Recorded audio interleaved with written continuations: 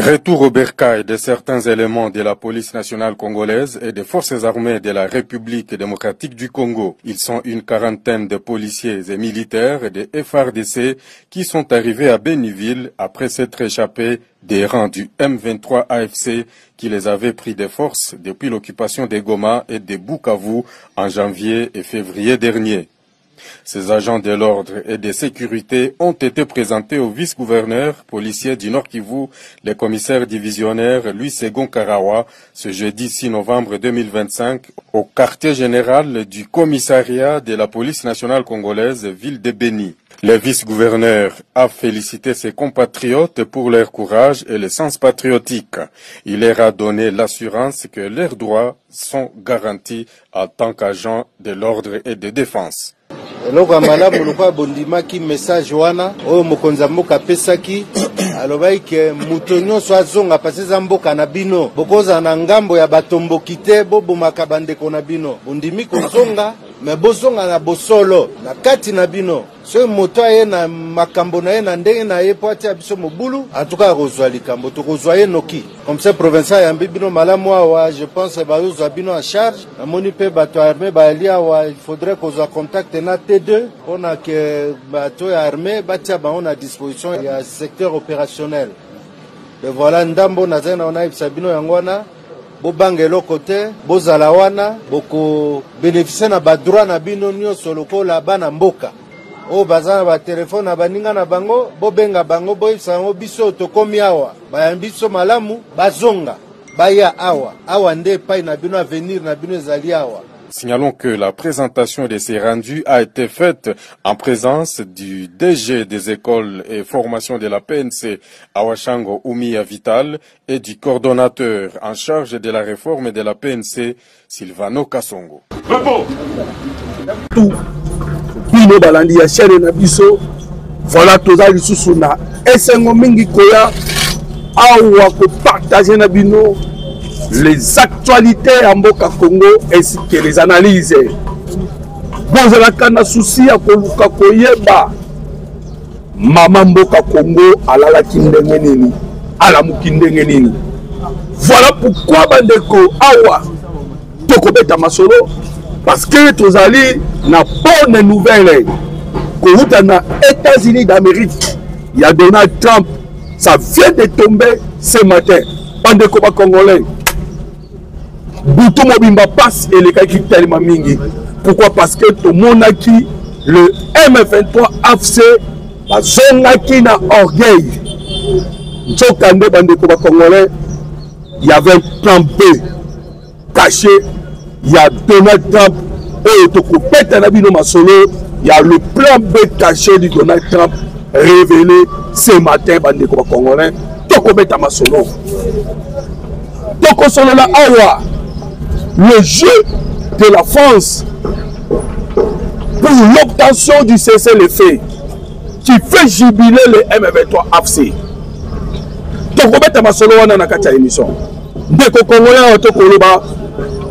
Nous avons compris ce jeu-là.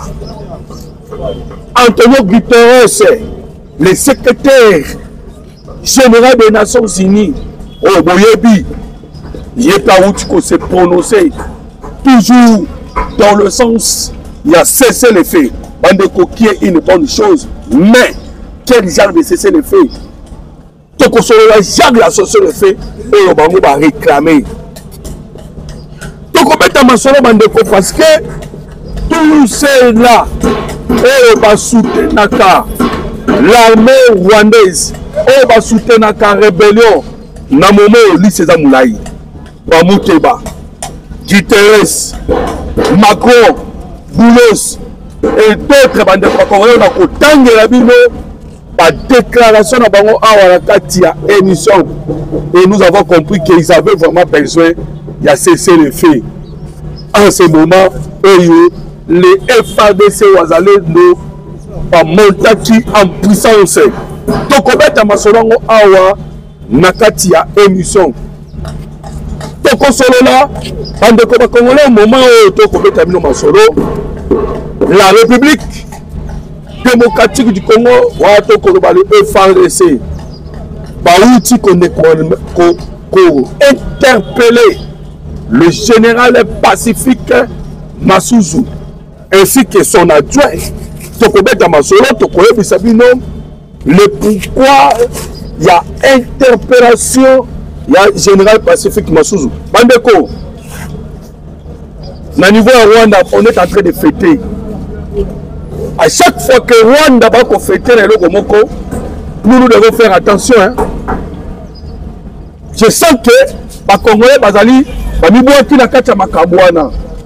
mais pourquoi Rwanda za ba Rwandais, média Rwandais bazana bisengo? Il y a Makambotali, l'interpellation. Il y a Pacifique Massouzou. Il n'est pas arrêté mais interpellé. Tokobeta Masolo parce que il s'agit de Nzimbira. Pourquoi Nzimbira Bandeko?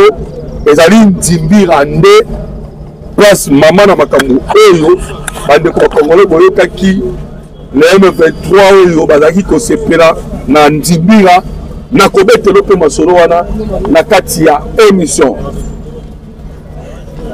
Kika bongo moja vita le ministre de la Défense nationale de retour après une longue voyage. Bandeko ba Congolais, Kika bongo moja vita kendaki na niveau ya Brésil. Ndenge bomona ki Paul Kagame akendaki na Arabie Saoudite ko kende ko luka minduki ndenge moko pe Kika bongo moja vita yepe akendaki na Brésil ko luka minduki pour la protection du peuple congolais et de retour Tokobeta Masolo Bandeko, vous allez savoir pourquoi Bakende Kikuna. Alors je vous demande simplement, comme d'habitude Bandeko, aimez notre émission. Bandeko, là comme on a j'aime mouké, ça me fait vraiment passer dans mon thème. Et il faut me dire pourquoi vous n'avez pas aimé mon émission. Ceux qui ont aimé l'émission n'ont été parce que vous avez trouvé la cause où on a aimé l'émission. Écrivez-le-nous. Non, l'autre. Tala, tala, tala, tala, tala, tala. Alors j'attends cela par Bandeko Congolais que vous me disiez le pourquoi vous n'avez pas aimé l'émission. Parce que on se pose des questions. Pendant que mon émission il y a 20-30 minutes, au Kokunta, Bandeko Congolais, il y a 24-30 cas, au Kouti, Msuka, Ekapamba et j'aime.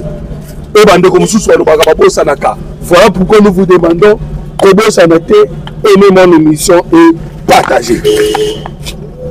Bandeko Congolais, moment est très important. Très important d'ailleurs. Pourquoi? Parce que le président de la République a tout répondu dans l'Égypte. Je pense que Boka Kimaloba Mokozamboka à l'Égypte, Liboso Bandeko Congolais, a talisaki vision à Rwanda. Vision à Rwanda et vision à Paul Kagame. Alors que Kagame, son objectif, est Ali Kaka à quatre parties à Est et à la République démocratique du Congo. Il y a deux choix. Soit, premier choix, à balkaniser parti Wana, ou soit à annexer parti à Est, il y a la République démocratique du Congo, na Rwanda. C'est ainsi que vous constatez que Kagame a causé la transplantation. C'est-à-dire, Azali Kolongola, Bandeko Congolais, d'origine, Azome Masko Rwandais, na Mabele à Congo. Tout le monde a été la caille. A autre qu'on a parti Est. Nettoyage Azali Kosalama. Tout celui où Azali Kotelemela, régime ya Kagame, n'est pas en Rwanda, non?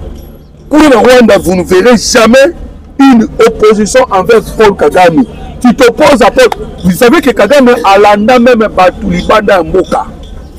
Il y a eu Rwanda pour aller le tuer. Et c'est ce qui se passe en ce moment. Nous monaki au Tokani autant. Alors que HCR a bien que réfugiés sont que Seigneli Azonga Mboka naye, il faut Azonga Bandeko librement, volontairement. Mais qu'est-ce qui fait que Paul Kagame après si ordre na M23 va récupérer des Congolais ou des Rwandais parce qu'il y a le besoin de Rwandais. Azozongisa bango Rwanda par force. Ndemo Kozamboka vient de dire cela en Égypte. L'objectif ya Kagame wana et c'est prouvé. Tant que qui bande kona école de formation ya bayi Rwandais et formation officier. L'école de formation de Gako. Bandeko abimisaki 1000 officiers. Maloba Kagame atenaki kuna lorsque avec les officiers na lobby Kagame a lobby boye. Ayebisi ba officier wana ke notre mission non nous aussi ici en côté. D'ailleurs aussi to gagner moi parti. Ah ce ko etikali to achever mission. Oh yubi no bo achever mission oh to bandaki. Vous sentez que Kagame compense à se sentir qu'il est déjà devenu vieux et que jeunesse pas une idéologie pour que va continuer. Le président de la République a l'Obiango, Congolais, vous devez savoir ceci. Paul Kagame n'a pas intérêt Mikolo au Solo. Je vous dis que Kagame n'a pas intérêt à minérer. Minérer n'est pas Kakune pas minérer. Bayokanaki mindele bazwa minérer. Yé Kagame azwa mabele parce que pour ça la bango ezali baboko la bangombe balo na lokola mabele ezali très riche. Ça ce sont les déclarations Mokozamboka en Égypte que je suis en train de répéter que ils ont constaté que mabele na biso est riche. Il y a mwana Paul Kagame bazana na posa bazwa mabele balo na baboko la. Voilà ce que Kagame cherche. Qu'est-ce qui s'est passé dans les Congolais? Et puis je vous dirai, cette bonne nouvelle est à tout de suite. La décision de Donald Trump n'a pas été mais nous, ce qui s'est passé, la frappe chirurgicale qui des dégâts il y a niveau à Kosakanate. Tellement de bazui frappe ba dégâts ya makasi okomona ba kologue wana ba kopima pona kwa sala intervention protéger Paul Kagame et bandaka tango ba Biden tango to somba ki ba drone na biso sika to beti ba officier rwandais to beti mbala moko États-Unis d'Amérique na tango ba Biden a kotinda avril Allen bandeko je pense que vous connaissez l'histoire. Tinaki avril Allen au Basololaki na Mokozamboka Félix Antoine Tshisekedi na aéroport. Place nini les Américains bakombandaki koloba et que na Mokozamboka en tout cas aux alliés pour massacrer les Rwandais. On a des déclarations il y a avril Allen na aéroport. Et donc, une façon à quoi concerne l'intervention pour intervenir dans le compte à Paul Kagame. Pourquoi? Parce que Kagame était en difficulté. Je viens de vous le dire que à chaque fois que Kagame est en difficulté, vous allez voir l'intervention. C'est ce qui vient de se passer encore. Naotukoluba. Pour Beti Ruchu, pour Beti Namassis, Walikale. Na Sud Kivu, na Uvira, na Fizi, frappe les kaki tellement makasi. Frappe wana na bisaki bino et cible qui a 3 cibles. Parmi les 3 cibles, ciblés na frappe, ils allaient qui? Les dépôts d'armes et les logistiques rwandais, les officiers rwandais, ainsi les sites miniers. Place Maraka Kosa la exploitation. Tellement que les minéraux ne sont qu'en Europe et sont qu'en Amérique. Frappe les Kimakasi, comme on a que ils seront en difficulté à minérer. Au bas de Mutema, nous avons réclamation à cesser les faits. Il y a une déclaration. Antonio Guterres, les combats doivent cesser et les accords de paix doivent être mis en œuvre sans délai. Mais comment tu joues l'accord de Doha? C'est l'une des bonnes nouvelles parce que Trump vient de prendre la décision. La bonne nouvelle, on a eu la part de ils ont voulu rouler le président Tshisekedi pour lui faire signer l'accord de Doha. Mais un accord de Doha a caché le mixage et le brassage pour sonder la partie est et pas Rwanda. Malheureusement, il ne pas mon Kozamboka. Mais je vais vous le dire en Akatia émission. Sortie médiatique Antonio Guterres. Vous allez sembler voir que sortie médiatique ils ont un avantage. Ok, non. Ils sont en train de cacher quelque chose. Dans cette sortie médiatique. Tout le cas, Antonio Guterres, il y a des armes, le M23, Guterres, ça va quelque part. Tout le monde a colobaté. Et va encore conduire une mission MONUSCO. Et le reste, on a 15 millions de morts, 500 000 femmes violées. Toujours dans la partie au Bazali. Le M23 en difficulté, par exemple, il y a une déclaration. Et on comprend cela dans les Congolais.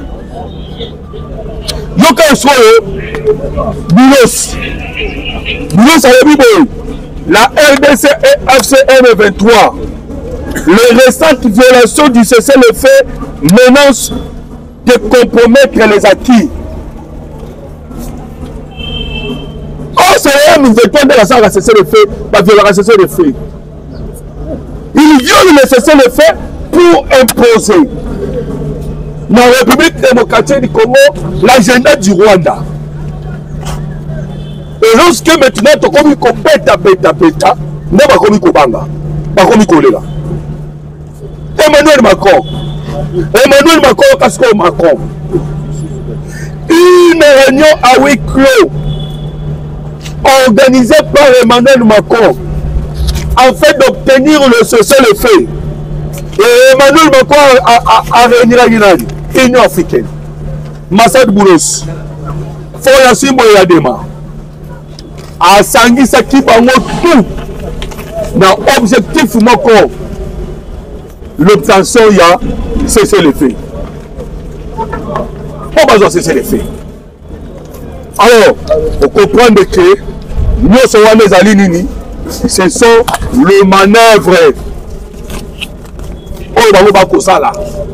Manœuvre. Tout ça, les Alikata, parce que nous avons eu le dessus sur le terrain. Et de ces autres positions, ils collent sur le terrain. Mais Bandeko, allez voir la réseau numérique rwandaise, Okukuta, pendant surtout Kuna Bakoganga, et le Rokamoko. Cessez les faits, cessez les faits. Mais cessez les faits en Bakoluka. Pourquoi? Vous savez pourquoi Parce que c'est cesser les faits. Et puis Bakoganga Doha. Vous savez pourquoi Doha? C'est parce qu'il y a des manœuvres dans Doha. Mais Donald Trump vient de prendre la grande décision. Tenez la hauteur comme ça, on a début à titre. Donald Trump venant fait avoir le contrôle. Il y a Doha en ce moment. Le bébé qui est sous na média, il ressort Batutu. À ABC Batutu, Mandeko Congolais que moi Trump j'ai déjà mis fin à la guerre entre la République. Il y a beau lancer Cassina. Oh, tout le monde a fait. On a le on a dit que c'est matière. On a le téléphone. Et bien là, la caméra pour ça. Pour le moment, bien.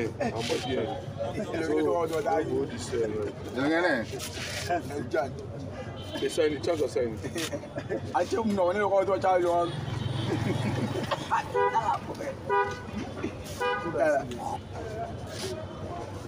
Chance, yo mugo la saga bilo na yo.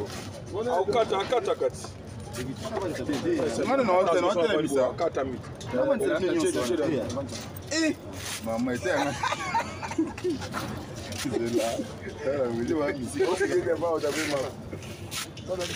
Bon, Togo Banda présent.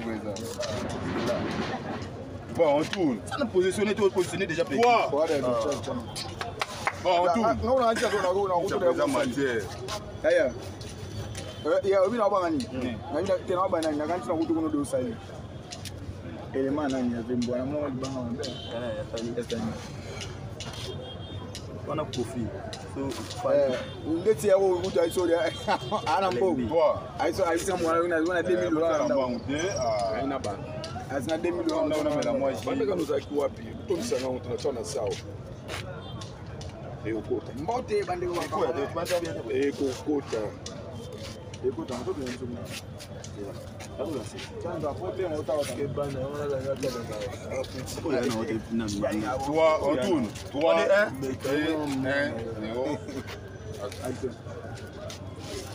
Emmanuel Macron n'aura pas le troisième voie. Pression internationale envers Paul Kagame.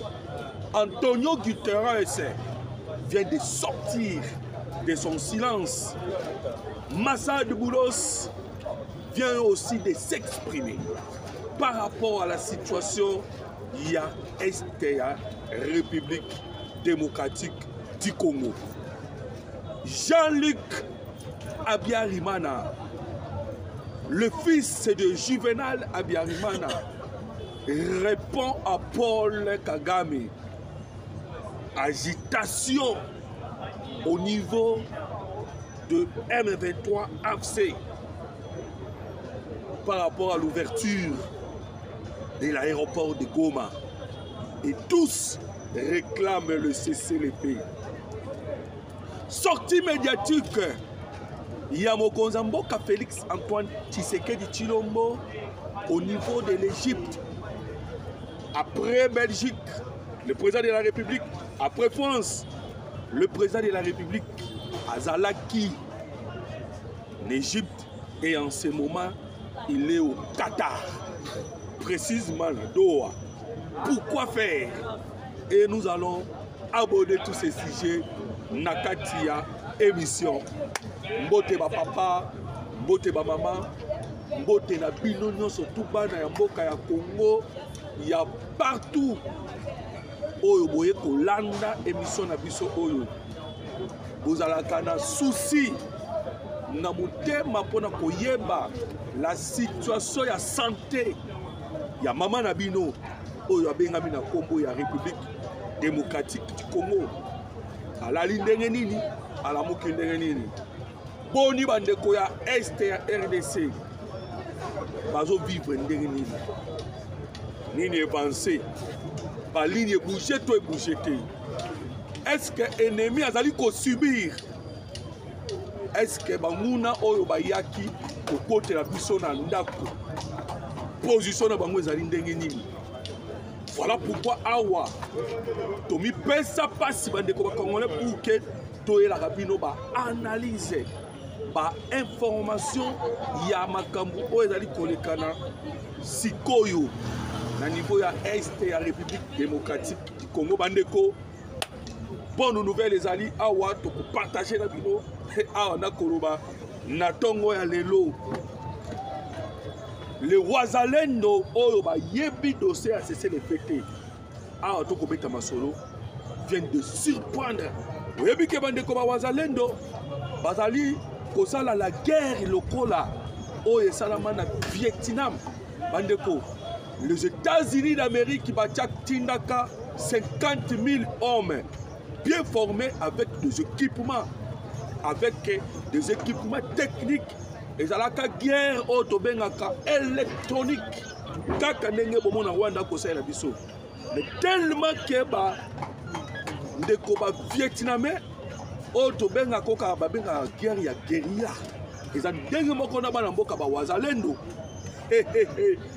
Bandeko, na système à Mabulu, na système à Biscade, na système à Nini, je vous dis que Paul Kagame est en train de subir. Voilà pourquoi Kobanga, Toko Solo là, Nakacha émission. Mais avant que les musiques boye bindenge to sala kabandeko ba congolais, soutenir Moussala Nangai par vos commentaires et par vos j'aime. Wana na kosenga na bino. Awa nazali kosenga déjà na ba commentaire parce que to kobeta masolo troisième voie. Oh Emmanuel Macron kenek azoluka. Emmanuel Macron est en train de chercher une voie où il faut protéger Paul Kagame, où il faut protéger Tshisekedi. Vous savez que il y a un système, la France, où takala kala nyonso, un système embelli à minumi balé. To kobeta masolo sur la 4e émission, okoyoka na koyebisa yo na conférence où Emmanuel Macron a qui le 30 bandeko ba congolais. Qu'est-ce que Emmanuel Macron poursuivait? Mais c'était troisième voie d'Azaki Koluka. Alors déjà dans ma commentaire, êtes-vous d'accord? La troisième voie, Oyo Emmanuel Macron Azali Koluka. À vous les commentaires, bandeko. Peta di solo, comment commenter? Yebisa biso sola na biso wapi par rapport à dossier du jour autre za kobeta masolo bandeko. Na kobosa na pété. Na kopeta masolo ya makambo yele kana Tanzanie en ce moment parce qu'ils allaient très important bandeko. Makambo ko le kana Tanzanie to ebisa ki na bino ke makambo yele kana Tanzanie mbongo etambola ki awa to komi ko zasko ba secret nyonso ndenge mbongo ebimaki bandeko et pas il y a le chef d'état-major général tout be ko le kana kuna tout be na Tanzanie 1 million de dollars ainsi que ndaku na niveau des États-Unis d'Amérique au bataki na disposition ya chef d'état-major général bandeko ya Tanzanie. Alors l'objectif en bon ezakini selon d'autres sources bataki mbongo pour que le chef d'état-major a maté la population. Selon d'autres sources on nous parle que le chef d'état-major général a zaki mbongo pour que a quoi ça Mama Samia, bandeko, il y a eu confrontation entre l'équipe, il y a chef d'état-major, ainsi que l'équipe Baï Mama Samia. Vous voyez que a déjà proclamé avec 98%. Mais Toko Solo la Awa. Pourquoi? Vous voyez que Tanzanie a un pays ami jusque-là. Tanzanie a le seul où il y a B1 na Goma pour bêta M23. Kagame a na Kanda. Et Kagame travaille avec des multinationales. Donc, on solo longo bande ko la kacha émission. Voilà. Il y a kosolo tellement mingi. Nazali kosenga simplement aimer émission na ngai. Pe o partager. Comment na ba commentaire. Que bande ko potoloka et toi aborder ba sujet nyonso. Je connais beaucoup de personnes au balanda ngai. Ba isanga memoloto yozwa ka ba sujet pelé. Bande ko c'est dans les soucis kaka okoma na koyeba la situation ko le mboka na o o moni ba sujet mususu tiki comment na commentaire molo tobosa ni sujet tel ou bien aborder en côté pour que na émission koya tobeta masolo dossier Emmanuel Macron bandeko Macron a koluka troisième voie mais le gouvernement congolais va ébisser au kozo en côté. Il faut faire attention. Nabatu Obayaka la troisième voie. Vous voyez que tant que tu as 90, Mobutu Aleli, comprenez mon émotion. Je prends congé au mouvement populaire de la révolution. Tu vois comment on a ndeko oyotoko benga na kombo ya comment le sonani monseigneur cardinal Aouti Kokufa kombo ekoya Mosengo yende muta qui na troisième voie et ce côté dit lelo oyo makamno se bimaka na conférence nationale souveraine et kwaya na mai à cause de la troisième voie. Emmanuel Macron a beaucoup travaillé pour que ait la troisième voie. Et à Yenanzela, conférence humanitaire. De sorte que, tant qu'on a des moyens, il y a Kokota. Pourquoi? Parce qu'il demande l'ouverture. Il y a l'aéroport de Goma. L'aéroport de Goma occupé par les M23. Et il ne fait pas pression au M23 ou au Rwanda. Au contraire, c'est Macron ou Azali protecteur. Bandeko, je vous dis, parce que la réponse, il y a il y a Jean-Luc Abiyarimana Oyazali le fils il y a Juvenal Abiyarimana na kopetelo le solo mais bandeko Emmanuel Macron ndengena kolobana yo a toute la possibilité ya kosi sa guerre aux AS Macron je dis bien Macron Paul Kagame est rejeté et pas bailli Angleterre anglo-saxon mobimba c'est clair déjà na beta na bémission vote face il y a anglo-saxon Canada sanctionné Paul Kagame Allemagne a sanctionné parce que les anglo-saxons sont en Allemagne selon l'histoire Allemagne a sanctionné Paul Kagame États-Unis d'Amérique a Trump a sanctionné Kagame vous comprenez que à auto commettre ma solo sanction Paul Kagame ça suis partenaire rwanda naïe ezali kaka na France nde mutasimbi Kagame soki ka France atiki Kagame maman kazo tomber et Emmanuel Macron a luka voix wana je vous dis conférence oyo le kanaki à niveau ya Paris Emmanuel a fourni des efforts que on a nous tolobate na koyebiso ngo awa na kati ya émission parce que Yokaba M23 ndeba ko beta masolo bandeko. Si vous me permettez, na kotangela yo ba déclaration ba M23 éligible. Pour na bango ba lobika ke oh non. Ndenge to ko kene liboso awa gouvernement congolais ba ko solola na M23. Bazali ko jibile ba bito solola to trouver accord. Maintenant ngai ndeko na bino Oyo azalaka na souci à Est RDC pour que la landela Congo bandeko 0R 1R tout. Je me suis posé une question. Quel est cet accord Oyo bango balingi ba oyo kozala signé l'accord oyo kozala signé oyo dali ko se pesa ba M23 mais oyo dali ko se pelisa bisoté. Qu'est-ce que Emmanuel Macron est en train de chercher? Yokana tangela yo maloba ya mokonza mboka Félix Antoine Tshisekedi Tshilombo na Égypte. Le président Yambaki Bateko ba Congolais na Égypte. Yokama Mwalobi. Les intentions de Paul Kagame, ça c'est le président Tshisekedi. Les intentions de Paul Kagame sont belliqueuses et hégémoniques.